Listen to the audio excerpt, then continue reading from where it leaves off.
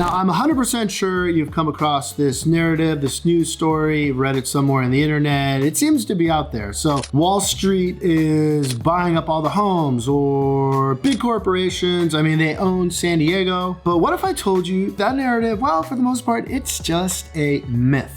In this video, we're gonna look at the real data and we're gonna break it down and we're gonna look at who actually owns housing in San Diego and why it's not the big institutional investors that a lot of people think. By the way, as I get into some of the details and we go pretty deep on the information and the statistics, you might wonder where I'm getting my information. Primarily, I relied on a company called Batch Data.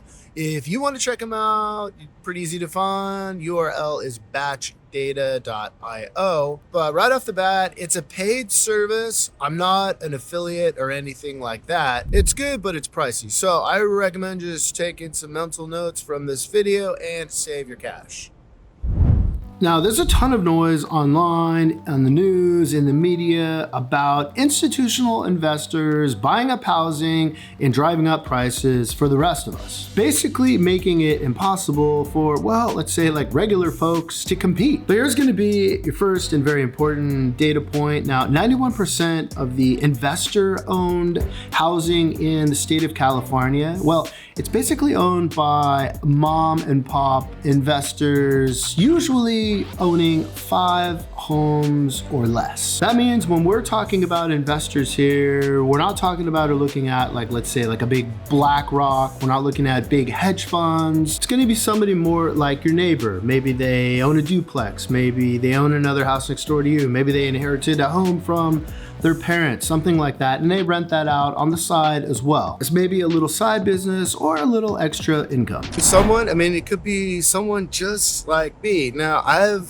several investment properties at this point in my life. Do I have bank resources like a BlackRock, let's say? No way. I mean, I wish. Point being, I mean, it's not super uncommon. You probably yourself, you might have investment properties, or you definitely know somebody who does. At least maybe 1 or 2. I mean, let's face it, you're going to want to invest some way or another, whether it be maybe your 401k, your IRA. I mean, you're parking your monies somewhere. So, I mean, real estate, I mean, it's a pretty solid bet, especially in the long term, even more so during times of high inflation. Here in San Diego, the data is a little even more reassuring. Ready for this? Only 16% of the homes in San Diego County are owned by investors. Yes, you heard that right, 16%. Let's do the math. I mean, that means 84% are owned by regular homeowners like you or I. That's the reality, those are the facts, and it doesn't quite fit the news' narrative, but it's the truth. And even among those investors, only about 2% that own, let's say, like over 51 plus homes. Those would be your big institutional guys like your BlackRock, your hedge funds, things like that. So only 2%. So no, Wall Street is not buying up East Village, Little Italy, North Park. It's just not happening. Most people selling in San Diego, well, it's just regular folks moving on to the next chapter.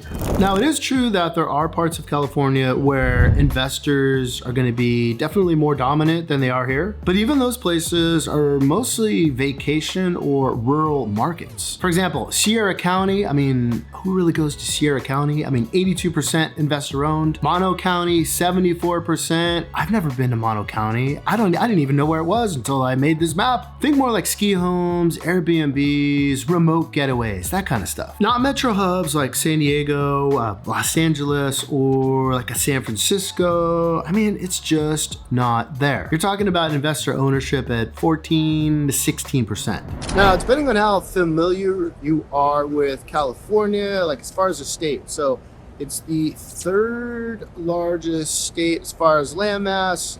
Number 1 would be like Alaska, which we all know it's huge. Number 2 would be Texas. So as far as GDP, I mean, it's the number 1 state by far and away in the United States. It's actually the 4th largest GDP in the entire world. And population-wise, it's actually the largest state in the country. Now, that being said, most of the people here live in certain parts, like pretty much the coastal region. So a lot of California is undeveloped. It's probably what you consider rural. Now, I don't mean rural as far as new housing developments and new metropolises are on the way, like right for development, that type of thing. It's the kind of place where you probably wouldn't want to live. I mean, it's a hot desert. I mean, in a lot of cases, it might as well be Mars. There's nothing going there anytime soon. It's borderline inhospitable, which leads to a lot of the counties we just covered. So they're on or located in these areas.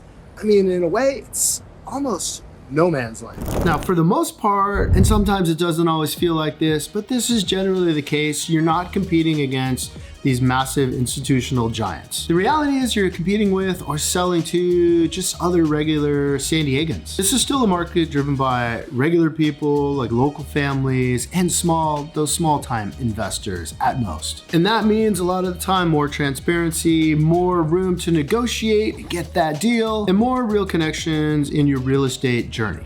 Anyway, longtime resident, run my real estate brokerage here in San Diego as well.